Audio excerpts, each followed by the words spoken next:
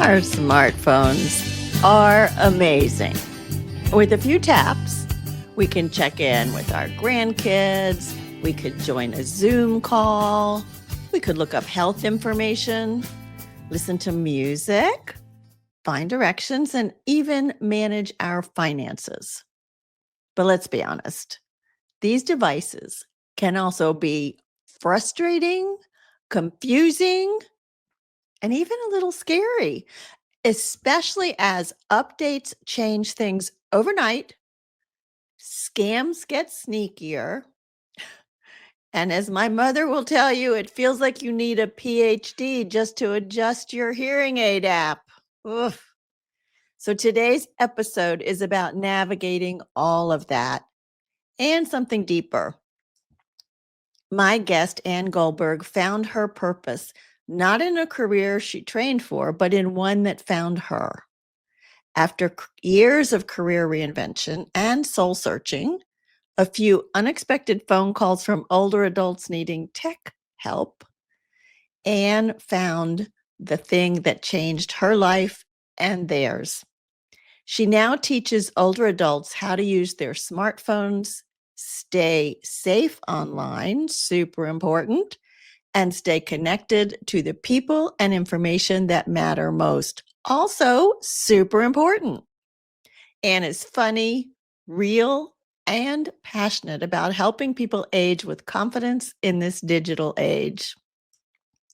So whether you love your phone, hate your phone, or you're just trying to find where the icons move to after an upgrade, stick around. This episode is for you.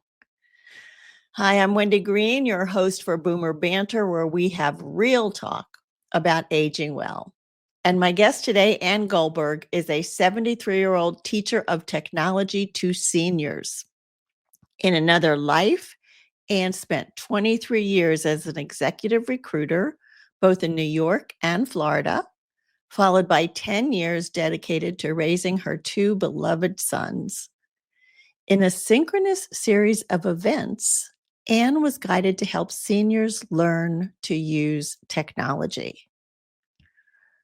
You're going to love this title. Take This Phone and Shove It. The book that will be coming out in the next couple of months is a compilation of Ann's classes taught for more than 11 years.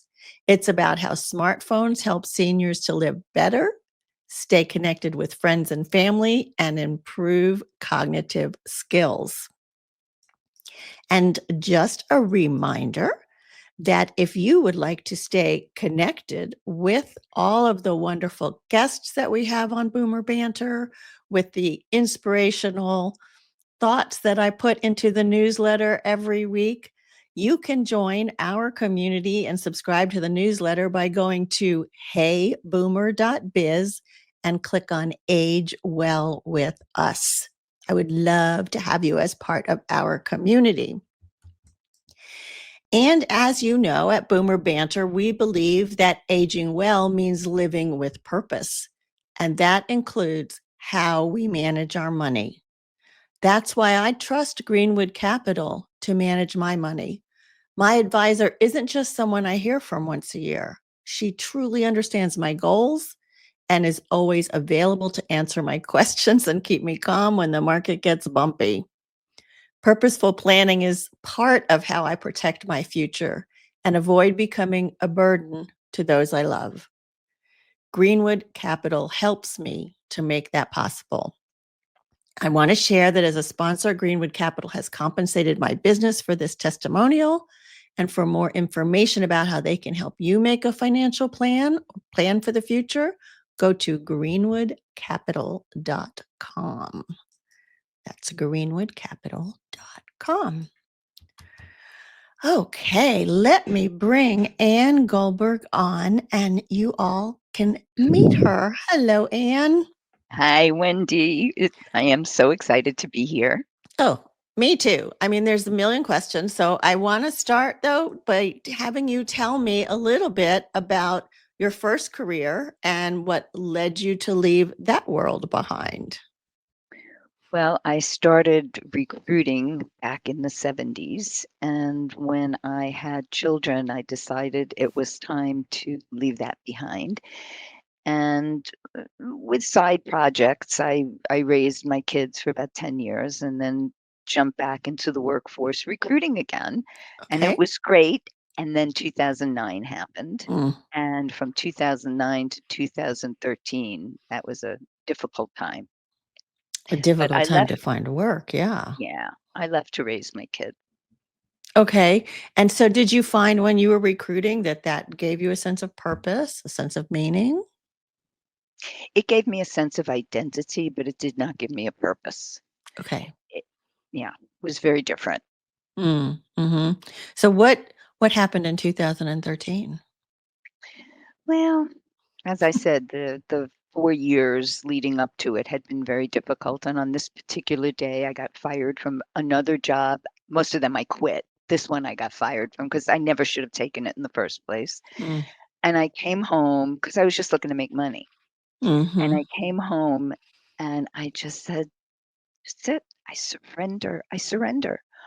I don't know how to make money, obviously, and I certainly don't know how to do it doing something that I would love to do. I don't know who would pay me to do Who anything. would pay you? Yeah. So I'll watch for the signs. Send me signs. I'll be watching. But until then, I'm just going to help my friends. I'd had a friend who had surgery, and I was just going to go and help her out, which I did. It took 10 days for my phone to ring 6 times. And each of the 6 times, the voice on the other end said approximately the same thing. Okay. I hear you teach computers to seniors. I don't remember who told me, but I hear you do that, and I was wondering if you could help me. And I never said that to anybody, ever, ever told You anybody. never told anybody you teach computers to No, seniors? no, Oh, no. that's I weird. told somebody I could do them I could do a PowerPoint for them, but that was it. Wow. And they all, like I said, they said about the same thing, and none of them could remember where they found out. And at the 6th call, I remember I looked up, I said, "Okay, message received. I'm supposed to teach seniors how to use computers at that moment in space." This Right. was 2013, so smartphones were just really becoming generally popular then. They came out in 7 and 8. So, Right. yeah, yeah, I mean, they were around before, but it was a mix until I realized smartphones was the way to go. And the minute that I made my first call to my first independent living and said that I teach seniors, I got a job. The first call, and doors just flew open, and it was so obvious I was in my right place. I'll tell you a funny story. Tell me. I needed back surgery, and I was in a tremendous amount of pain, Oh, and I would hobble into the wherever I was teaching, and I would be in enormous pain. I'd stabilize myself, and the class would start, and for 1 hour, I was not in pain. isn't that something? It was amazing. Because you were hyped, you were excited about what you were doing. Was so hyper focused on teaching, and yes, so excited to be there. And Yeah. as soon as the class was over, it was like, "Oi, what is this?" Oh, so you had to just keep teaching. So let me ask you this. Did you have a background in computers?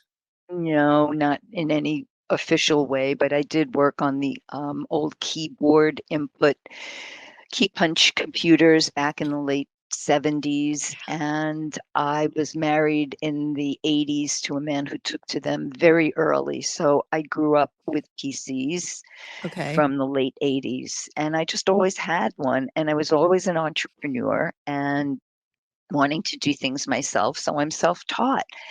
And I've always been good with gadgets, so Mm, it's kind of an innate thing for me. And what really distinguishes me from pretty much every other senior who deals with technology is that when my phone does something unexpected, it doesn't scare me. It might yeah, piss me off, that's right. but it doesn't scare me. It's like, "Oh, okay, what is this?" And I can almost always figure it out, and if not, I know who to ask. I Yeah. know where to go. Google. And that, I mean, well, and that's key. that's key, but Mhm. I think what you're exactly right. I think that so many people in our age group, when something goes wrong, it's like, oh my God, I broke it. Or if I try to do anything, it's going to break.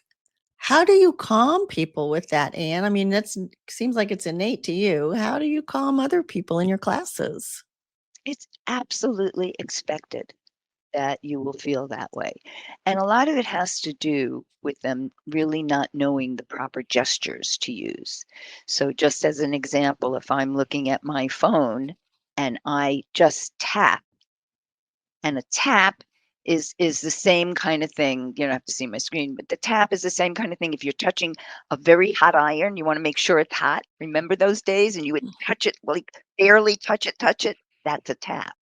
However, if they take the same app and they tap and hold for 1 second longer, oh, something different happens. And it's not even a second, it's a millisecond. And when that something different, something unexpected happens, it's terrifying. It is. What did I do? What did I do? But you didn't do anything. That's the beauty. You did nothing. All you did was give a different command. You didn't realize you gave a different command to the phone, but that's what happened because its language is gestures.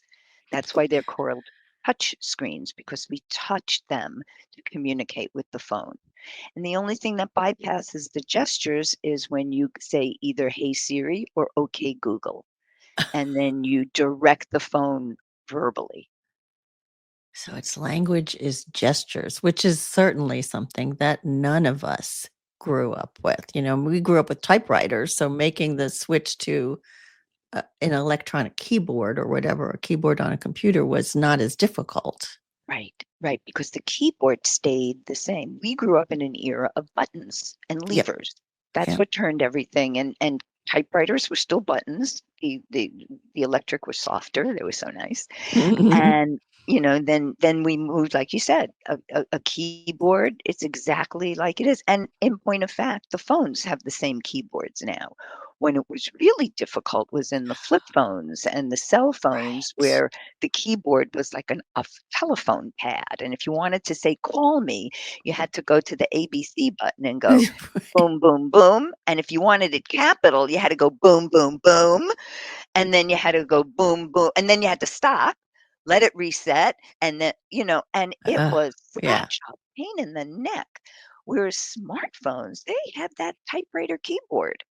So they those of do. us who were touch typists, that's not as difficult to transition because at least you know where the numbers and letters are. Okay, so I have to ask you this. Like you watch the kids on the keyboards, it's all the thumbs, right? I'm with my one finger, right? Do you know anybody in our age group that's thumb typing? I have not seen maybe one person, maybe one, but they were in the very young end of the age group. I am like this, and I am not going to do this. And besides which, I don't want the repetitive motion issues that happen with this. I'm happy with my fingers. But the young people use that to identify us boomers. We are I know. anal. I know. My kids make fun of me. I'm like, "Oh, well." So that I still get it done. It may not be as Right. fast, but I still get it done. So what are some of the things that you find really like the most questions or most confusing for people that you teach?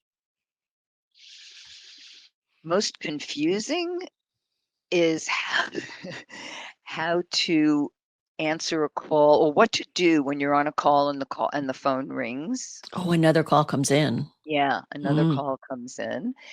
And I think that's part of it. But I think really the solution, what's most confusing, I'll say this, is to learn to read the phone screen. So when my phone is up here and let's say I open an app, even if it's my phone app, and if I start looking at every icon and even touching them, what happens? What happens if I touch here?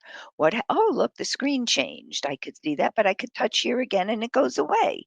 And what happens if I touch here? And oh, the screen changed, but I can touch there again.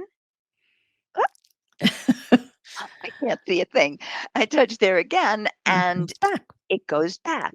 So when you read the screen, you will likely find the answer to your question. It's just that in my experience, approximately 99% of seniors that I teach, I'm talking 75 to 90, forget the English language when they're looking at a phone screen because they can go through adding a contact and then no first name, last name, fill all that. Now they're done. What do I do? Mm-hmm. Look at the screen. What do you see? And depending on the program, if you start in the top right, you might see the word done here. And they'll say, there's nothing done. And then they keep reading the screen. I say, "Whoa, whoa, Okay. whoa, whoa, whoa. What does done mean? Forget the Right. phone. What does done mean? Finished.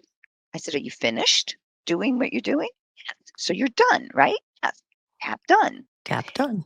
And I'm telling you, much every senior, it's a point of amusement. And I laugh with it Mm. because for me, it's not the phone, but it's something else that I could look at it and not understand, even though it's English. Yeah. Certain medical journals, that's something else. I That's is that's really there's such a fear associated with the phone that it shuts the brain down, and I'm well, all about waking it up. waking it up. That's good. Okay, so we're sitting in your class, and you've got people with iPhones and people with Androids. Yeah. They're to me they're very different. I mean, I have an Android. My mother has an iPhone. I can mostly find my way around the Android, but when I go and help her, I'm like, oh my gosh, how do I do this? Where is that? And how do you do that with two different operating systems in one class? Well, the first thing I do when I introduce the subject, I ask the question. I distinguish how the phones are different. And by that, I'll use the metaphor of a gas engine and an electric engine on Mm, cars. mhm, The gas engine is designed this way, but when you get into the driver's seat, dashboard is designed, and depending on who made the car, it's got a particular design.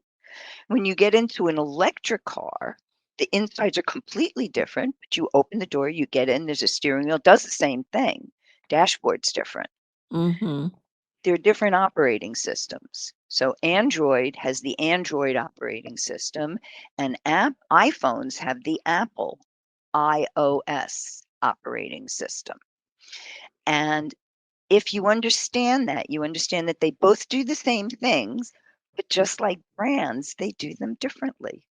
When you go into Public or you go into Aldi's, those are very different shopping experiences. But the end product is you leave with a shopping cart full of food. Yeah, yeah. So that's the first thing. And once they understand that, I can say, all right, everybody, open up your email app. And I'm dealing then usually with Gmail or Apple Mail. Mm, So I'll say, how do you write a mail? And I walk around the room with Apple. You're going to look for the spot up here. And I'll take somebody's Android, people with an Android. Androids are all different because they all have different dashboards. Because Androids are made by lots of different companies. that's right. Motorola, LG, Samsung is the biggest, and hundreds of others that are around the world. Mhm. Apple is only Apple. Mm. And every Apple device with each update looks the same, operates pretty much the same, especially the tablet and the iPhone. Oh. So when you're teaching Androids, even if you're in a class of only Android, if people have, even if they have all Samsung and they have different models, phones are going to be different. Not everything is in the same place. Not everything looks the same, but I know what I'm looking for. And I can always search. I use the search function. If I don't know what it is, I ask the phone, how do I do this? Or Siri, open up this app, such and such app, if I don't know where it is on the phone. Oh. Or, okay, Google, open this app. But okay, Google, you have to have it open or something because mine doesn't always okay Google. I have to You have to set your voice. So you have to yeah. go into settings. So now I don't have an Android, but I know 100% you're going to have to swipe up, or if you have settings on your home screen or on your main phone, open settings, and at the top, there's a search bar.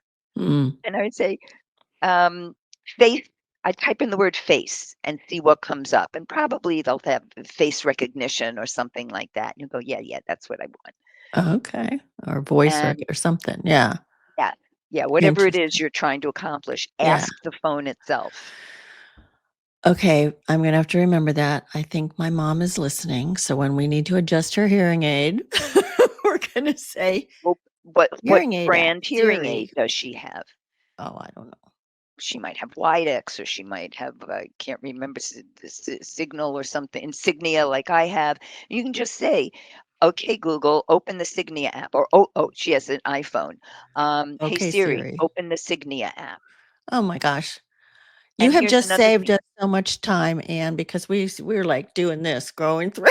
Okay, so here's another thing you can do. You That's what swipe yep, left until you get to this screen. yep. That's all the apps. There's a That's what search we've been bar. doing. And that's a perfectly acceptable way when you can't, when you don't know where an app is, don't even bother looking for it. Swipe either that or ask Siri to open it for you. Okay, so here's something that happens to all of us, right? Like if we use, say, that okay Google or Siri app all the time, don't talk to me. My phone's trying to talk to me now. um, then that becomes easy. We're used to it. But an app that we don't use all the time, like WhatsApp, right? So we use that to talk to relatives overseas. But when you don't use it all the time, like how do you get your students to remember those things that you teach them when they're not using them all the time? Well, first of all, what I tell them and what I say in the book is I'm a great teacher. Uh-huh. That's only a piece of the equation. For you to learn, you have to practice. Mm. And that's the same method of learning since we're babies. A baby doesn't stand up one day and know how to walk, right? We've Mm. all watched them practice, practice, practice until they found their balance. And it is the same thing with forming new memories. It's the whole science of neuroplasticity, that the brain will expand the more it's used, Mm. and it will shrink the less it's used.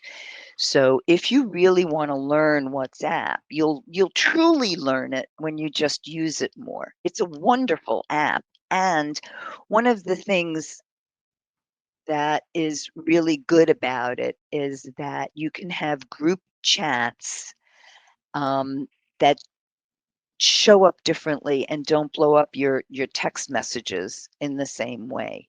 Mhm. And as you said, you can video conference.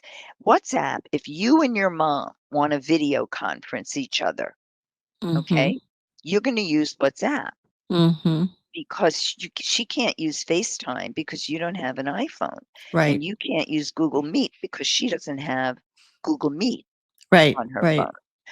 So you're going to use an app like WhatsApp, third-party app, where you can either call or video chat, which is the umbrella term for FaceTime, which is a trademark term, kind of like cotton swabs and Q-tips. Okay. Okay. So WhatsApp And is a terrific, and the more you use it, the easier it will be to use. That's just how for it is. sure. And the other nice thing about WhatsApp is you can talk, like if you travel, you can talk back home without Mhm. having to buy a special service for your phone, and there's no That's right. charge, and That's it, right. it's There's a cool. caveat to that, though, because it needs to be on a Wi-Fi network. Mm. That's the Okay. caveat. Okay. Good. I So didn't know that. yeah. So it's great if you're in a hotel, a coffee shop, or something like that. But if you're not getting roaming data, you're not going to have the signal that's going to drive the WhatsApp. Okay. All right. Good to know. So we've kind of talked a lot about how the phone is so um, it's a great connectivity tool, right? And the more comfortable we get with it, the more we overcome our fear. But let's talk about staying safe on the phone because Mm. oh Mm-hmm. my gosh, Anne, Mm-hmm. the text messages that are coming in Mm-hmm. now are Mm-hmm. like every They're day. wild. Yeah. Multiple a day. Yeah. Multiple. So this is what I have to say about that. Let's say you're walking down the street and you stop, you're looking in a store window, and somebody taps you on the shoulder and says to you, Wendy. You're like, huh? How do you know my name? I've got an investment deal for you. And he goes through a litany of this and that. Are you going to give him any money? Are you going to engage with him? No, No, right. of course not. It's a complete stranger.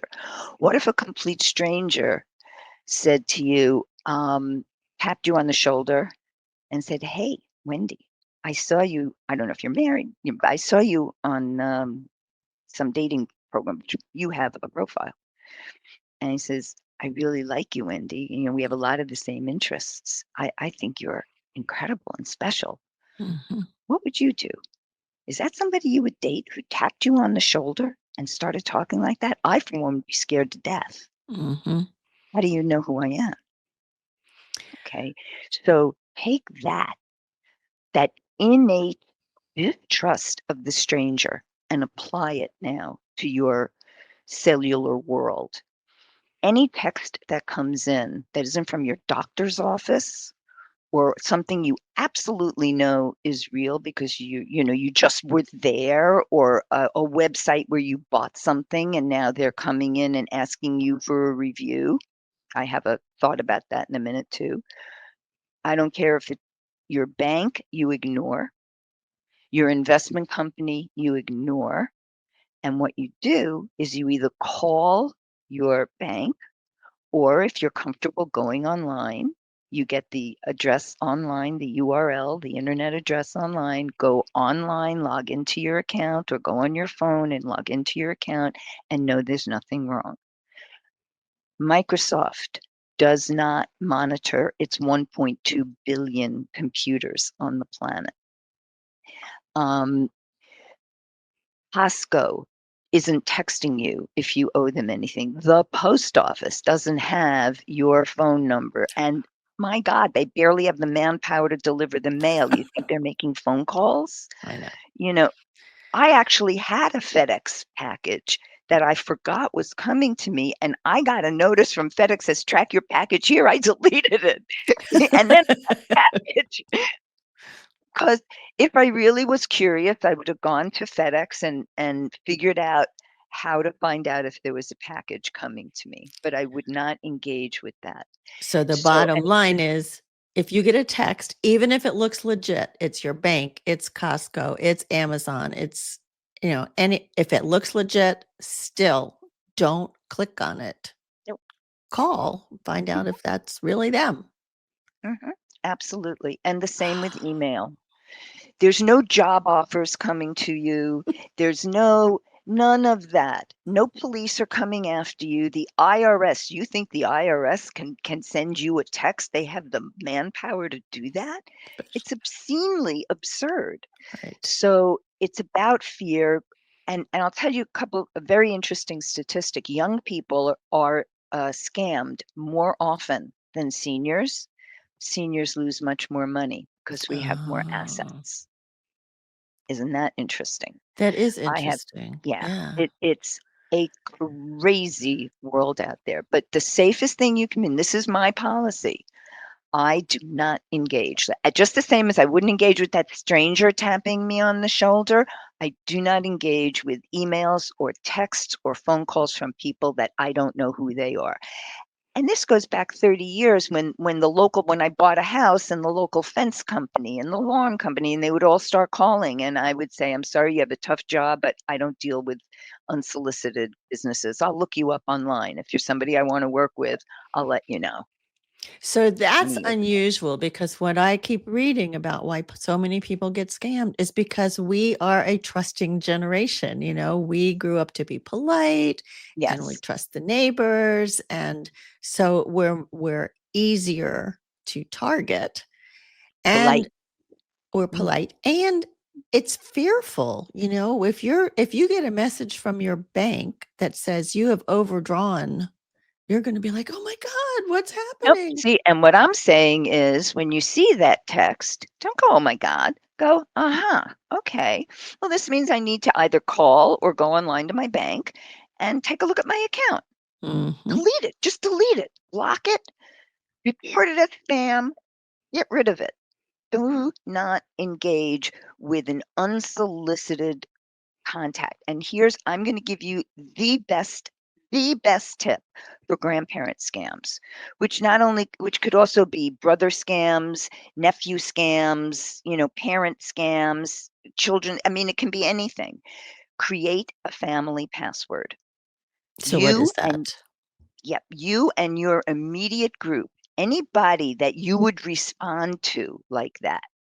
And so then if you get a call and it absolutely sounds like your kid because artificial intelligence has cloned his voice or her voice or your grandkid and really sounds like it, So all you have to do is say, "Oh, gee, honey, tell me the password." They don't know it. Mm-hmm. Mm-hmm. And you're going to go, "Goodbye, sucker," and hang up the phone, or boom, Yeah. gone. Yeah. Okay. You do not engage. And another way to know if you don't have a family password, the minute he says, "I need you to send me the money through Bitcoin or Western Union." Mm, Western Union is non-returnable. Once you wire somebody through Western Union, you cannot get it back. mm, Gift cards are non-returnable. So these methods of payment are felonious in and of themselves. I hope that's a word. In and of themselves, because my kid wouldn't be calling me and asking me for Bitcoin. They say, "Mom, can you sell me some money right away?" yeah. Yeah. That's what they would say. So, So the grandparent scam is what? Tell me how that works, Ann. you answer the phone and it's, in this case, grandparent, it's your grandson.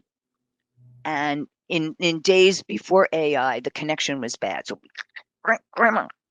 Now, I would know right away because I'm not grandma. My kids don't call me that. I have a Okay. different name. So as Okay. soon as I would hear grandma, I would know this is a scam.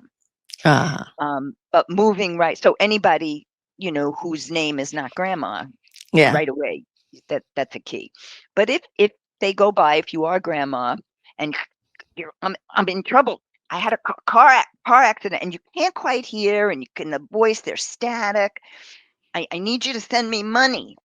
And that's where it starts. Mm-hmm. And so Mm-hmm. people who trust everything, who live from that place, especially 80 plus years old, especially, are very vulnerable to this type of manipulation. Mm-hmm.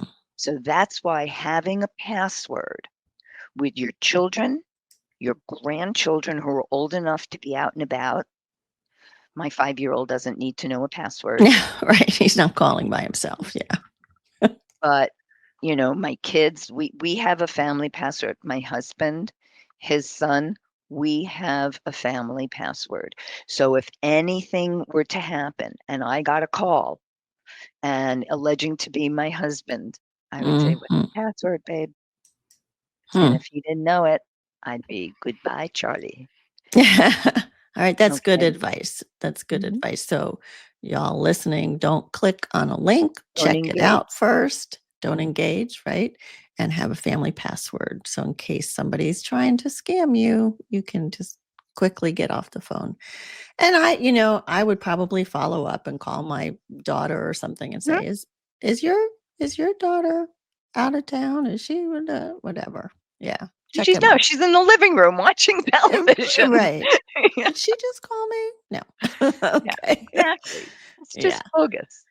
Yeah. I just want to say, just think of these intrusions as strangers wanting your money. Mm. That's it. That's all they are. They're strangers wanting your money. And And like we I taught our I have kids, seen strangers are bad. Don't talk to uh, strangers. the emails that are coming in, past due amount. Mhm. I mean, and all kinds of things. That one of them, I had to really look at it. And I said, "This is bunk. I no."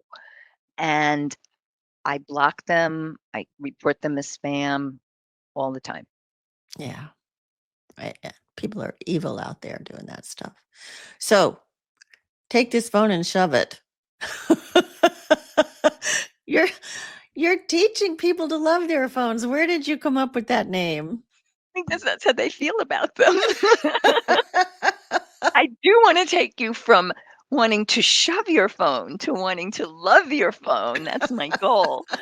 But somebody buying the book is because they hate their phone. They hate it, but they have to have it because their kids make them have it. So how's it going to help me if I have this book?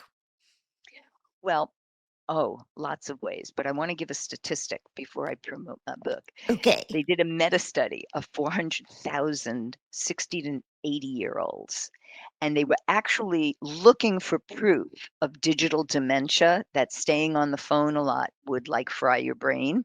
Hmm. What they found, however, was that those seniors who were daily engaged with a smartphone, tablet, or computer were 58% less likely to get dementia. Wrap your brain around that. Huh. 58% less likelihood of losing your marbles. That's Because that's the beauty of engaging with technology, because your brain is making decisions with every move you make. You're mm, stimulating your mind. It's like running a marathon for your hmm. brain. Okay. And so, why do you buy my book, and what will my book do for you? First of all, it will give you perspective. Like, how did we get here? Like, not long ago, I had a phone like this, Right? in my kitchen. And then it was that portable phone that A was big really clunky thing. great. As long as you were 1,000 feet from the base, it was great. And then it started to change. Technology started to change. So I go through and reminisce of what it was like growing up in the 50s, Mm, largely, mhm. and what it is today. And what was this progression of technology? How did we get here? And then once those points have been made, there's a chapter on the obstacles to learning, and I address all of the things that we've been talking about here. And then it goes into lessons. It's introducing how do you turn the phone on and off, both Android and iPhone, and how do you use Siri? What's artificial intelligence? The basic acts. I have one chapter that's about 150 pages and about 180 images Oh, wow. that goes through what's an email, and it's both Gmail and Apple Mail, texting, which covers not only text messages, but WhatsApp, and the clock app, which is for me the greatest thing on my phone because I'm not late for appointments usually when I have my clock app because I set timers and alarms. So I want everybody to know that. And the GPS, because if you're out and Mhm. about mobile, you need to know how to use your GPS because it's life changing. So, and then lots of other tips and tools on how to use, enjoy, and stay safe online. I love it. And there's a lot of humor built into it as well, Yeah, correct? take this phone and shove it. I And there's know. a lot of support because I know you can do it if you put your mind to it and you practice as if you were learning an instrument. You spend 5 or 10 minutes a day doing the same thing again and again until all of a sudden you go, oh, wait, I know that. Mhm. Doesn't matter if it takes you 3 days, 2 days, or weeks. It doesn't matter. As long as you keep doing it, your brain will respond at some point with a new memory and a new skill. And you'll know where to look for it if you do forget. The phone, Right. your book, or your website, which is also called Take This Phone and Shove It Um, .com. And on there, there's videos and there's, all kinds of other ways that you can engage with Anne. So take this phone and shove it. Nobody's going to forget the name of that. That's because we say it, right? We're just like, yes, take this phone and shove it. So I'm sure that you laugh every day about those kinds of things. I do. I do. And that's another thing. My parents have been gone for 20, 30 years, Mm. 30 and 40 years. I love working with people older than me. It makes me feel warm and fuzzy inside. And when I see this, then I know I made a good impression on somebody because I Yeah. changed something for them where they just light up and oh my God, that's how it is. So I Yeah. just love that. And they know that you understand because you're one of them too. So, it's kind of like, well, if she can do it, maybe I can do it too. Yep. And you Yeah. can. You absolutely can. I believe in you. Thank you. So, Annie, where can they find your book? Is it out yet? What are we doing here? Well, we've had a few months of delays in graphic design, and that's okay. Everything is in its proper order. The best way to know that when the book is out is to go to my website, takethisphone.com, and sign up for the newsletter. Um, the newsletters will only contain tips and tools to help you with your smartphone and will let you know when the book is available. It will be on Amazon. It will be in Barnes and Noble and Nice. hopefully in bookstores everywhere through my distribution platform. So that is the best way. Just sign up for the newsletter. And until then, you're going to get useful information for you, but I won't bombard you with it, I promise. And if they wanted to take a class with you, are you teaching locally, online? How does that work? I do private lessons in Broward and Palm Beach County, Mm-hmm. and you can call me 954 536 8008. I'll say that one more time 954 536 8008. And we can talk about how I can meet your needs to learn your device. Okay. And so there could be some Zoom trainings that might be available. Absolutely. Okay. Absolutely. Awesome. Zoom, Microsoft Teams. I mean, it's good to know all of them because Mm-hmm. the Zoom platform's not the best to use anymore. Oh, okay. All right. Fantastic. Let me remind people to also sign up for my newsletter. Go to heyboomer.biz and click on Age Well with Us. We will also give you tips about aging well, not about using your phone very much, but Your newsletter is great, Wendy. You write beautifully. oh, thank you so much. Yeah, I read it. Oh, thanks. I enjoy doing it. It really is fun. And I also want to thank our sponsor, Greenwood Capital, for sponsoring this podcast. They are an independent registered advisory firm providing wealth management, investment solutions, and financial planning to clients in 23 states. So that also, one of the things that we're doing here is, I have this collaboration group of women podcasters talking to the over 55 to 60-year-old age group. And this month, I am paired with Fading Memories podcast, and it is put out by my friend Jennifer Fink. And on that, Jennifer has walked in these shoes of caring for her mother through her dementia. And so she discusses brain health recommendations, effective caregiving techniques, and self care strategies, all crucial for aging gracefully and navigating the challenges of being a caregiver. So check her out at fadingmemoriespodcast.com. I also want to tell you next week, we are not going to have a show because I'm going to the beach with my sweetie. So I'll be at the beach over the weekend and then through Monday. So I'm taking Monday off. Yes, I'm looking forward to that. But I will be back on the 28th of July, and it's going to be an interesting show. It's something called three-wheel therapy.